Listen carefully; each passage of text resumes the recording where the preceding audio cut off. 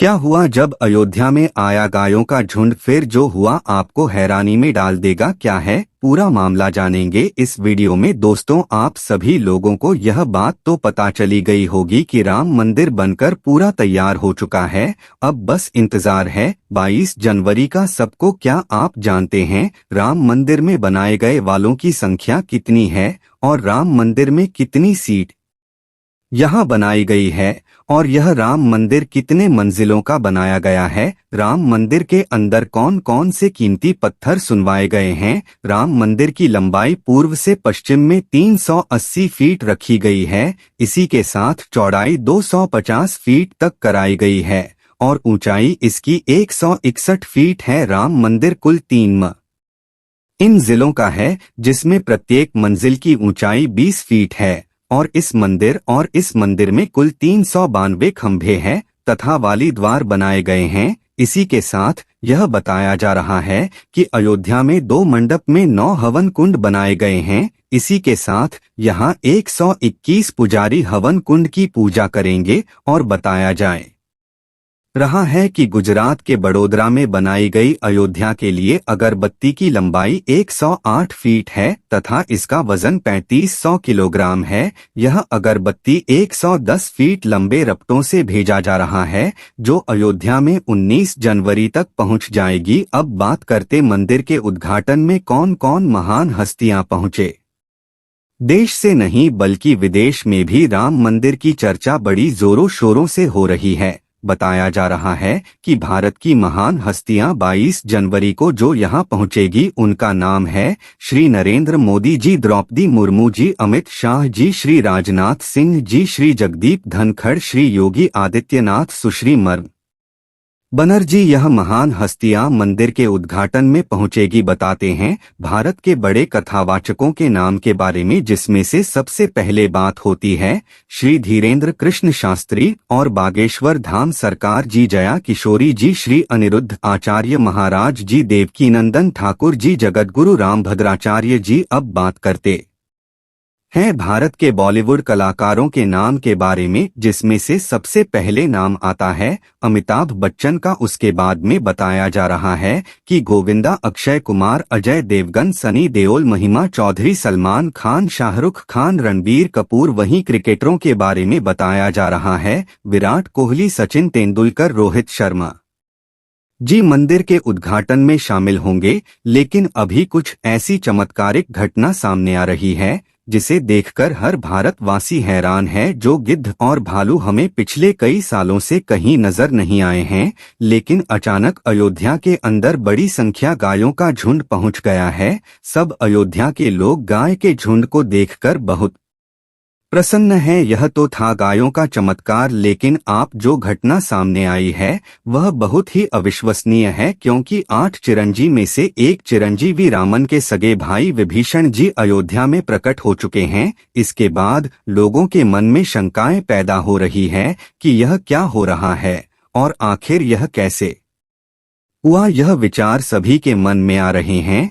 तो आपको बता दें कि विभीषण जी को प्रभु श्री राम ने ही समय के अंत तक जीवित रहने का वरदान दिया था। दोस्तों, रावण के भाई विभीषण बहुत बड़े राम भक्त थे। जिस प्रकार से हनुमान जी, जामवंत जी, सुग्रीव और अन्य बहुत से लोग जो राम जी के बहुत बड़े भक्त थे, उनमें से एक है विभीषण जी, जिन्होंने प्रभु श्री राम की मदद की थी रावण की मृत्यु करने में, क्योंकि एकमात्र विभीषण जी ही यह जानते थे कि रावण की नाभि में अमृत है और वही एकमात्र सबूत थे जिन्हें यह पता था कि वह अमृत सिर्फ और सिर्फ रावण की नाभि में है और रावण सिर्फ वही वार करने से मारेगा। अगर वे भी शरद जी उस वक्त श्री राम का साथ नहीं देते तो हो सकता था आज रामायण का इतिहास कुछ और होता। दोस्तों, गायों के अलावा अयोध्या में गिद्धों और भालुओं का झुंड के झुंड पहुंच गया है। बहुत लोग इन्हें साक्षात जटायु जामवंत का रूप कह रहे हैं, जो भगवान श्री राम के मंदिर की प्राण प्रतिष्ठा में शामिल होने के लिए आए हैं।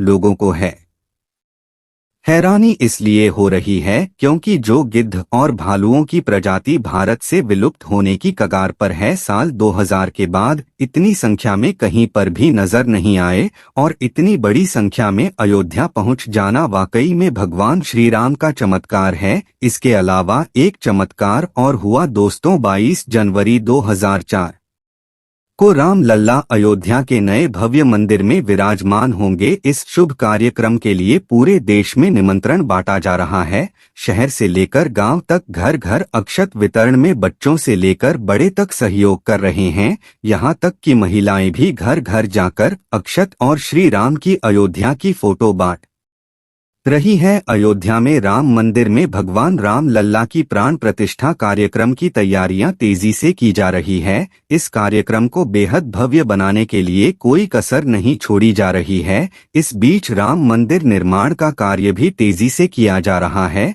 मंदिर निर्माण में जो लक्ष्य लिया गया था उसमें लगभग 90% का पूरा हो चुका है। 70 से 80 खंभों पर मूर्तिकारों का काम चल रहा है। पिछले दिनों त्योहार की वजह से यह धीमा पड़ गया था, लेकिन अब वह भी तेज गति से पूरा किया जा रहा है। निर्माण कार्य जल्द से जल्द पूरा करने के लिए सभी मजदूर रात दिन मेहनत कर रहे हैं। लेकिन 11 जनवरी की रात कुछ ऐसा चमत्कार हुआ जिसे देखकर सभी मजदूर हैरानी में पड़ गए। जब रात के समय सब मजदूर अपना काम निपटाकर तंबू में सो रहे थे, उसी समय अचानक से उन्हें वहां कुछ हलचल महसूस हुई। राजेश नाम के एक मजदूर ने जब तंबू से बाहर झांक कर देखा तो पत्थरों को पानी के अंदर पैरा दिया था और उन तैरते हुए पत्थरों पर कदम रखकर पूरी वानर सेना ले अंकारा में गई थी। दूसरा सबसे बड़ा सबूत रावण की खुद की लंका है, जो रावण की लंका आज भी मौजूद है।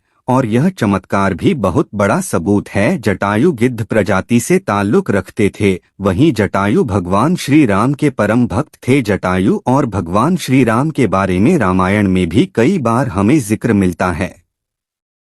त्रेता युग में जब भगवान श्री राम को अपने पिता द्वारा वनवास का आदेश मिला था, तब पंचवटी में भगवान श्री राम की पक्षीराज जटायु से उनकी मुलाकात हुई थी। पक्षीराज जटायु माता सीता को अपनी पुत्री के समान मानते थे। दरअसल जब रावण माता सीता को हरण करके ले जा रहा था, तब जटायु ने ही लंकापति रावण को सीता माता की रक्षा के लिए युद्ध किया था। वहीं जटायु जिन्होंने अपने पंखों से रावण को बहुत चोट पहुंचाई थी, रावण के शरीर को जटायु ने लहूलुहान कर दिया था। इस संघर्ष में जटायु ने अपने प्राणों की आहुति दी थी। छत्तीसगढ़ के दंडकारण्य में गिद्धराज जटायु का मंदिर है। यह वह स्थान है जब सीता का अपहरण कर रावण पुष्पक विमान से लंका सीताजी को ले रहा था, तो सबसे पहले जटायु ने ही रावण को रोका था। राम की राह में जटायु पहले शहीद थे। राम कथा में प्रसंग आता है जब जटायु के भाई संपाति ने कहा कि मेरे पंख कमजोर हैं, मगर आंख दूर की चीजें देख सकती है,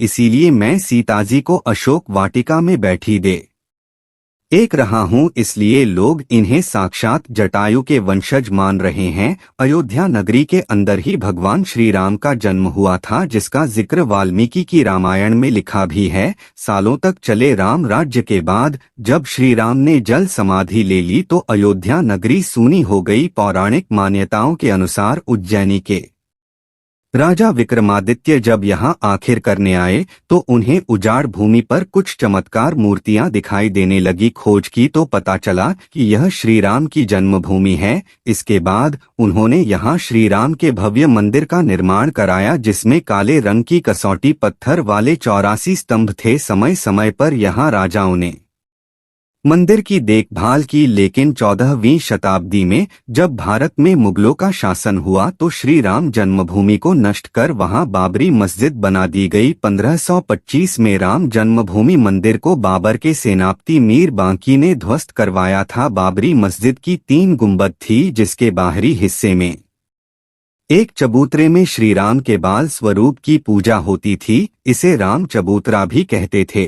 लेकिन 1950 में बाबरी मस्जिद के मुख्य गुंबद के ठीक नीचे वही मूर्ति निकली जो सदियों से राम चबूतरे पर विराजमान थी। बाबरी मस्जिद और राम जन्मभूमि मंदिर पर सालों चले विवाद के बाद आखिरकार श्री राम किया नहीं जन्मस्थली पर प्राण प्रतिष्ठा हो रही है। अब एक सवाल यह है कि आखिर अयोध्या में भगवान श्री राम की मूर्ति बनाने के लिए नेपाल से 2 विशाल पत्थरों को लाया गया था। इन पत्थरों को लाने के बाद आखिर क्यों उन पत्थरों से मूर्ति नहीं बनाई गई? ऐसी क्या वजह थी कि नेपाल के उन 2 पत्थरों की जगह दूसरे पत्थरों का इस्तेमाल किया गया?